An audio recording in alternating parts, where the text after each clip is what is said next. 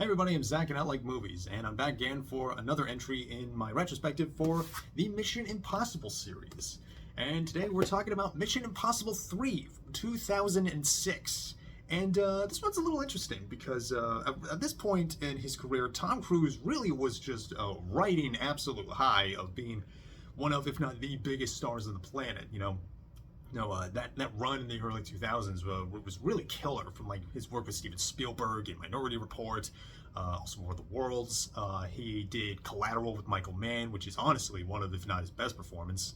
That was The Last Samurai. Like a lot of big movies, a lot of big hits, and but also at the same time, this is after the couch incident on Oprah's show. So he kind of had, it kind of felt like he had to maybe rein it in a little, sort of like, okay, people now think I'm like crazy, what with all the whole like Scientology stuff. So I feel like that's at least that's, and also I felt like stylistically people like didn't super respond well initially to Mission Impossible 2, so maybe we're gonna scale things back for the third one. Maybe get a little more personal. Make it seem like Ethan Hunt, and by proxy me, Tom Cruise, is more of a just a guy, and so I think that's kind of possibly why the story at least was sort of pitched, is sort of structured the way it is. So this time around, you have this Mission Impossible 3 is directed by J.J. Abrams. This is his first big feature role, because at the time he was like really, he also was riding high on big successes in television with like Lost and Alias, certainly, and I feel like Alias is a real big like not just the inspiration, but like borderline this is just Alias the motion picture. You have a spy who is like trying to, you have someone who's like has a home life and domestic life and stuff, but he's like trying to keep a spy stuff a secret and all that, which that leads great, that can either be both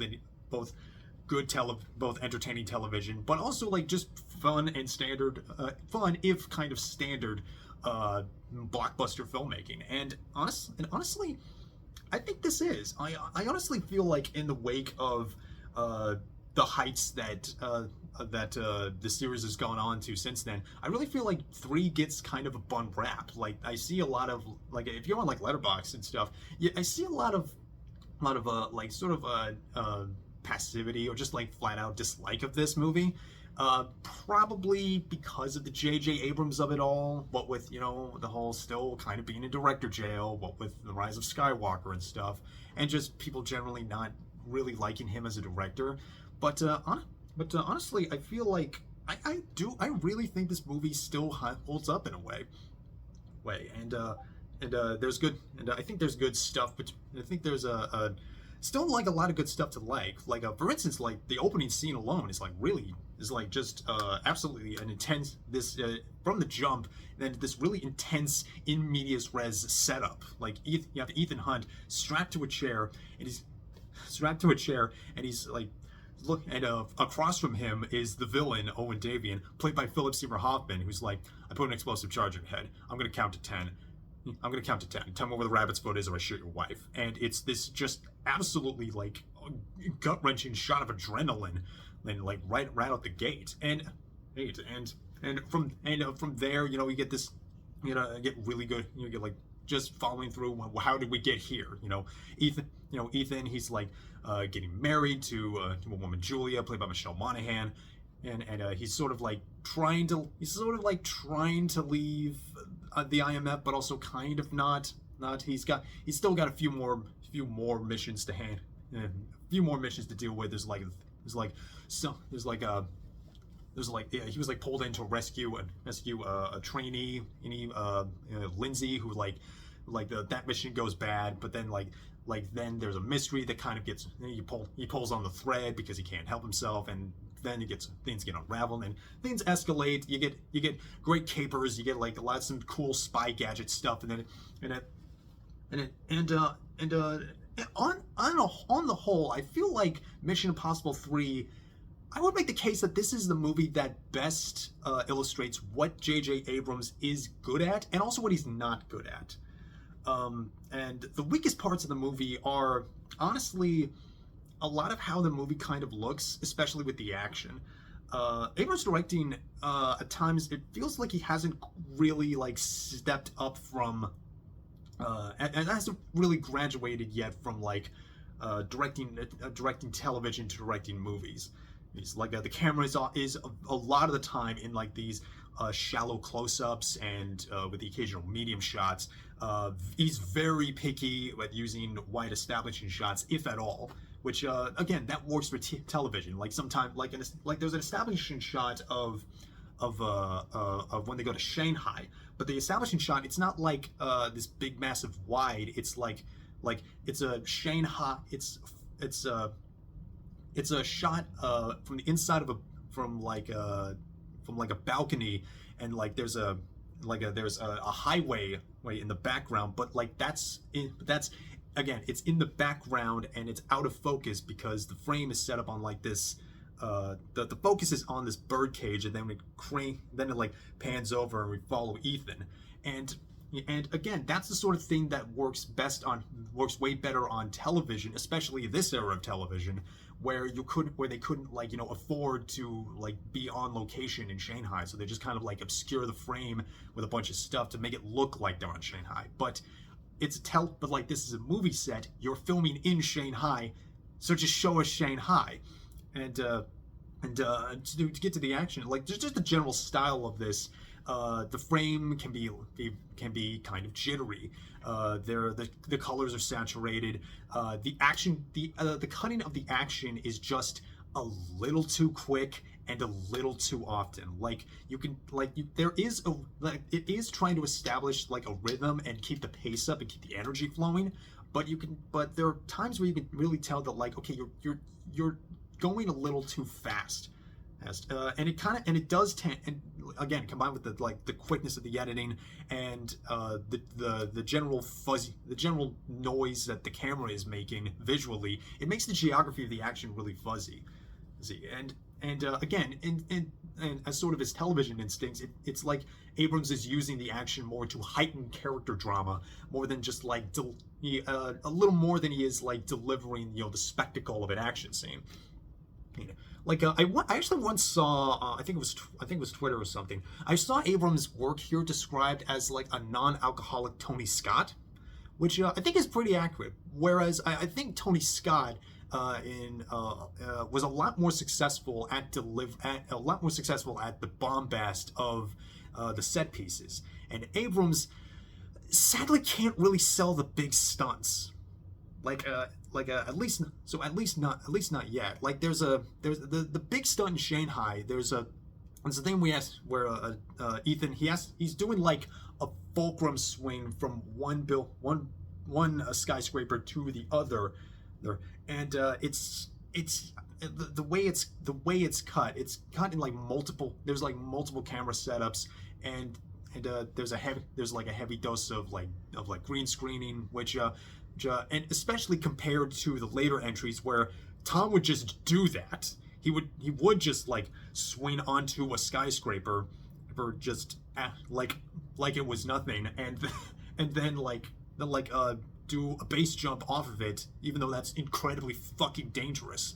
But yeah, so you combine, and the action scenes do sort of tend to follow that MO. They're much more they're much more scaled back, they're much more personal, which again works for the character drama, but at that same point, the scaleness and the bigness of it doesn't really deliver. Not nowhere near like even something that's like much more like intimate and espionage-y, like the first Mission Impossible movie. So you combine with this like very like mid 2000s era visual aesthetic, the lacklusterness of the stunt, and a lot of the points a lot of the plot feeling just like more like an expensive TV movie.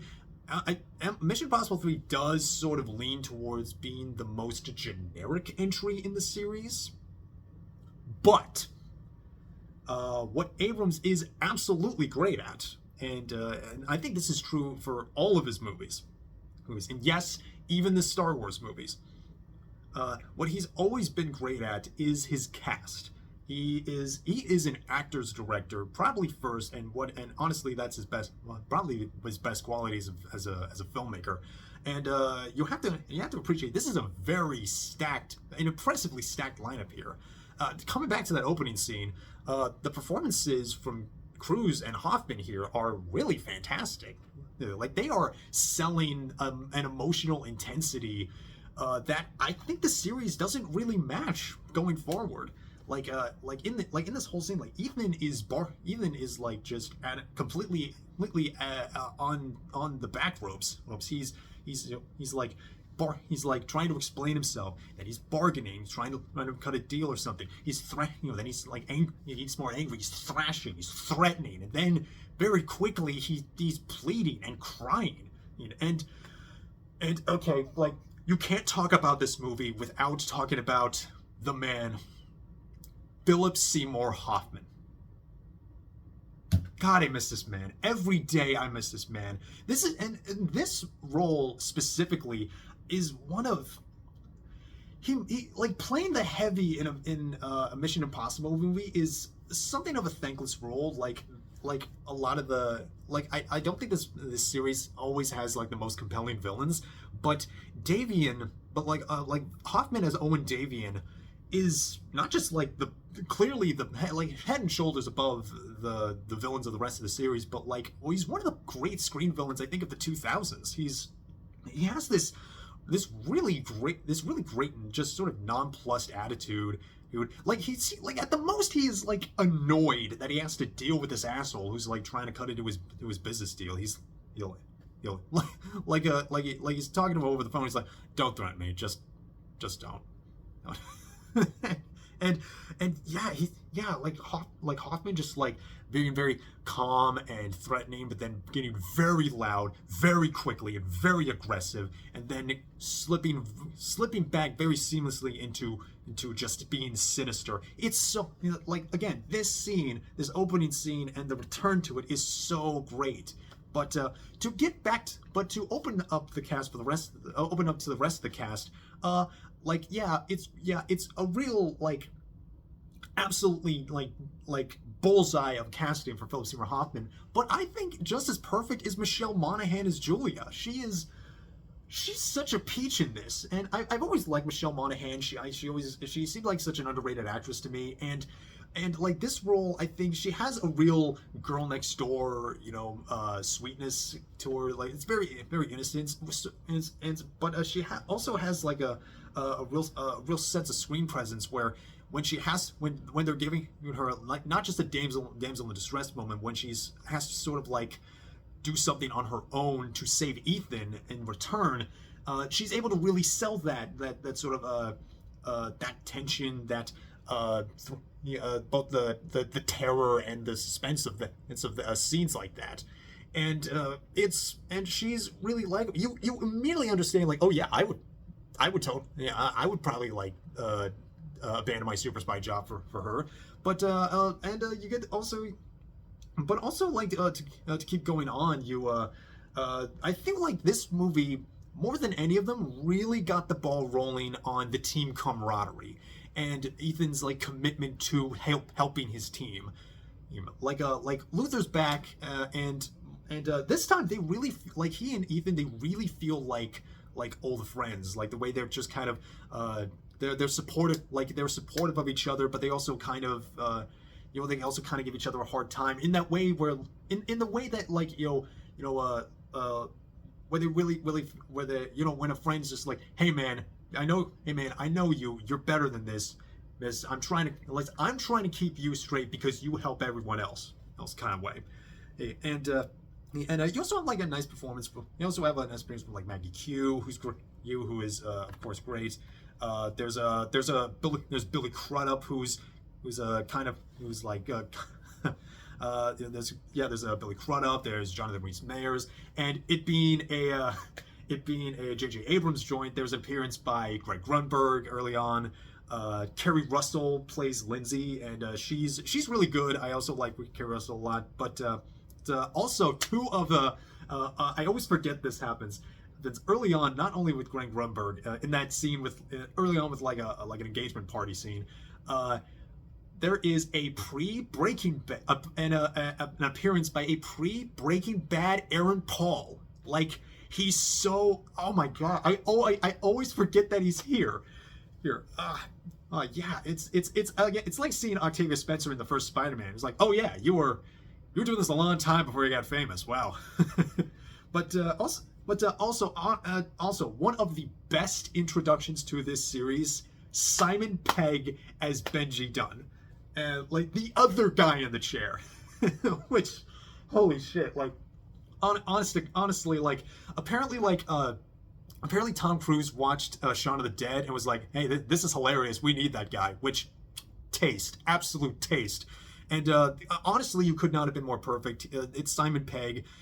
There's really no small role with that guy. He's like everything he does. He's funny. He's just such a great presence on screen. And honestly, like it's perfect for the character of Benji because you know who was almost cast as Benji? Ricky Gervais. That would have been not only so different, but so much worse. Like, no way in hell. Like, it would have been so much less funny, so much more arrogant, and would not ever at all sell the sincerity that Simon brings to the role, like, especially in the later movies. But also like to kind of fill up the rest of the cast. You have Laurence Fishburne really bringing some gravitas as a real no bullshit IMF director.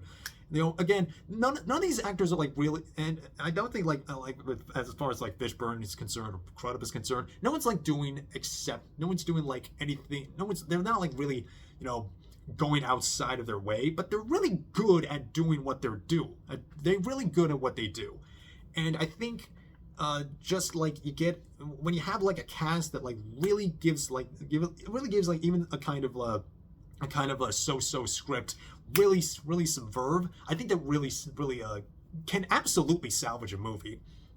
And but also like I think as far as like the set pieces go, I think a lot of the time they do hit more often than they don't. Like they have a great set, they have a great caper where they like breaking into the Vatican. Like they don't even question it. Like yeah, sure, it's the Vatican. What about it? I got a plan. You also have like they have like fun gadgets. Like they have the box that like 3D prints the masks, and you have such a great scene of Ethan and Luther, they're putting on the mask to like look like Philip Seymour Hoffman, and you get that great shot of Philip Seymour Hoffman in the bathroom standing behind Philip Seymour Hoffman menacingly. and even like the subtle and even like the obvious differences of like Hoffman playing Owen Davian by himself as is, and then Hoffman playing Ethan Hunt disguised as Owen Davian. You can like it's an immediate tell where like he's like way more relaxed. He's like smiling and flirting. It's so good. Again, Hoffman was just he was the man. He was the fucking man. But everyone does great. There's also a really fun set piece. There's a really fun action scene on a bridge that feels very video gamey. I mean that as a compliment. Like there's soldiers, they're shooting at everybody. But there's a drone that's like shooting missiles and shit. It's really crazy and exciting. I mean, but probably the best set piece is like right at the end where you get a top tier Tom Cruise run moment. Like. Honestly, it was one for the history books.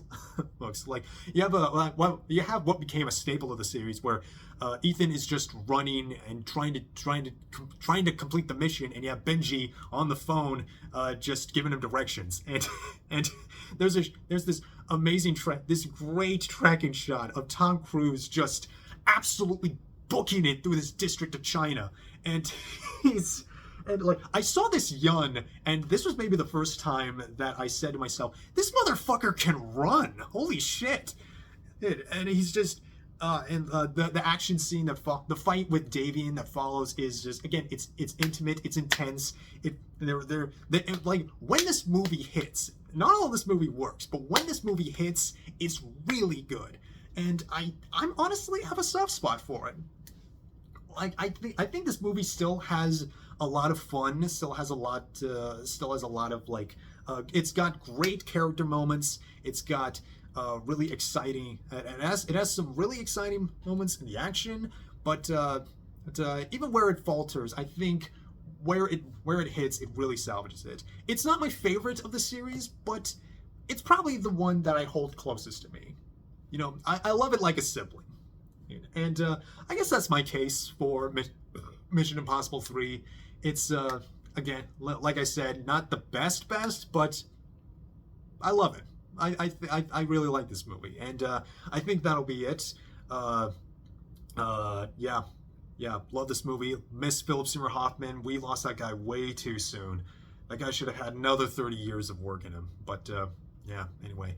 But anyway, that's it. What do you like Mission Impossible 3 also, or you just sort of like think it's like bottom tier Mission Impossible? Again, I don't think there's a bad Mission Impossible movie. I just like favor I just have like shifting orders of like which ones I like most at any given time. But yeah, that'll be it. I'm Zach. I like movies. I like Mission Impossible movies a lot too, and I'll keep watching those. We have like 2 weeks. We have like 2 weeks left. Can't wait for the new one, and that'll be it. And I'll see you later. You take care of yourselves.